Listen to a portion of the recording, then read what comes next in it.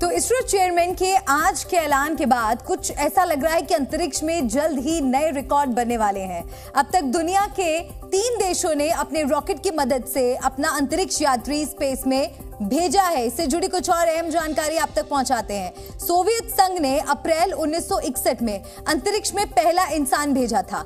इसके गले ही अगले महीने 1961 में अमेरिका ने अपना पहला एस्ट्रोनॉट अंतरिक्ष में लॉन्च किया था।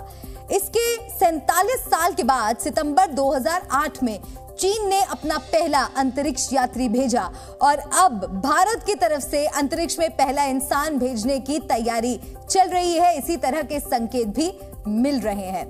भारत के पूर्व राष्ट्रपति अब्दुल कलाम आजाद ने एक सपना देखा था कि चांद पर भारत अपना निशान छोड़े। चंद्रयान 3 के रोवर ने भारत के मिसाइल मैन कहे जाने वाले कलाम साहब का सपना पूरा कर दिया और अब ये रोवर प्रज्ञान 14 दिनों तक प्रयोग करके हिंदुस्तानियों के चांद के रहस्य को सुलझाने का सपना भी पूरा करेगा। ये सपना चंद्रयान 2 के लैंडर के क्रैश होने के बाद चंद्रयान 3 की सफलता के लिए जी जान से जुटे भारतीय वैज्ञानिकों का भी सपना है, जिसने देश का सम्मान पूरी दुनिया में बढ़ाया है। भारत के लैंडर विक्रम से निकले रोवर प्रज्ञान ने आधी रात को चांद पर भारत और भारत की अंतरिक्ष एजेंसी इसरो के निशान अंकित कर दिए।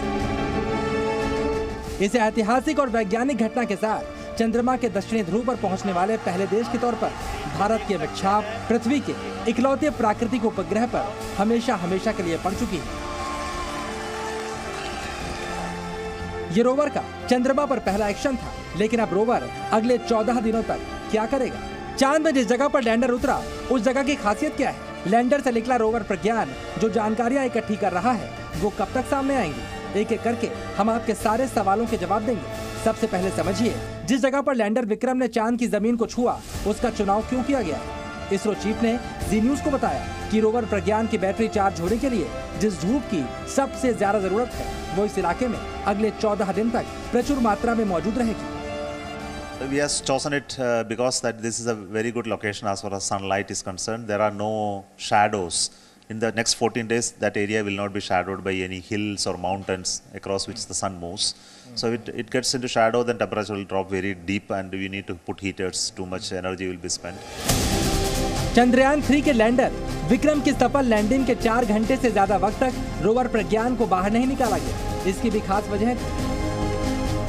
दरअसल रोवर के बाहर निकलने से पहले कई सावधानियां बहुत जरूरी थी। सबसे पहले इस पूरे इलाके को चेक किया गया, क्या रोवर प्रज्ञान को यहाँ बाहर निकालने में कोई खतरा तो नहीं। बाहर के तापमान की भी जांच की गई, क्योंकि तापमान कम होने पर हीटर ऑन करना पड़ता। इसके अलावा लैंडिंग के वक्त थोड़ी धूल बैठने का इंतजार भी किया गया, क्योंकि इससे सिस्टम में खराबी आ सकती है। So then we have to look at temperatures. So temperature तो benign होना ही चाहिए। इसके बाद तो हमारे तो नहीं तो हमारा हीटर ऑन करके उसको वार्म करके उसे डिप्लॉयमेंट कर सके। There are mechanisms अंदर है। So mechanism को खराब होने की कई चांस है। So लैंडिंग के समय जो डस्ट होता है उसका डस्ट को जाम करेगा। लगभग 4 घंटे से ज्यादा वक्त के बाद जब प्रज्ञान बाहर निकला तो सबसे पहले प्रज्ञान पर लगे सोलर पैनल से उसकी चार्जिंग शुरू हुई। इसरो के वैज्ञानिकों ने चंद्रयान 3 की लैंडिंग से पहले इस बात का ख्याल रखा था कि जब ये लैंडिंग हो उस वक्त चांद में सूर्योदय हो गया हो। चंद्रमा का एक दिन पृथ्वी के 14 दिनों के बराबर होता है। ऐसे में अब अगले 14 दिन तक प्रज्ञान सूर्य की रोशनी में प्रयोग करता रहेगा। इसके बाद रात में इलाके का तापमान 250 डिग्री से नीचे तक चला जाता है। इस स्थिति में प्रज्ञान का काम करना मुश्किल होगा। अब सवाल उठता है, प्रज्ञान चंद्रमा पर क्या क्या करने वाला है? तो प्रज्ञान रोवर चंद्रमा की सतह की जांच करेगा, चांद पर पानी और खनिज की खोज करेगा, चंद्रमा पर मौजूद तत्वों के गुणों की पहचान करेगा।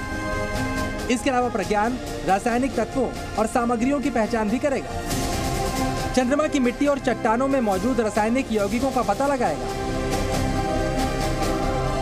मैग्नीशियम एल्युमिनियम की मौजूदगी की रिसर्च करेगा। इसके अलावा सिलिकॉन, पोटेशियम और आयरन की मौजूदगी का पता भी लगाएगा। प्रज्ञान चंद्रमा पर कैल्शियम और टाइटेनियम की उपस्थिति की खोज भी करेगा। रोवर प्रज्ञान से मिली जानकारियां सिर्फ देश के लिए नहीं बल्कि पूरी दुनिया के लिए गेम चेंजर साबित होंगी। ब्रिक्स देशों की बैठक में खुद प्रधानमंत्री नरेंद्र मोदी ने दुनिया को यह संदेश दिया।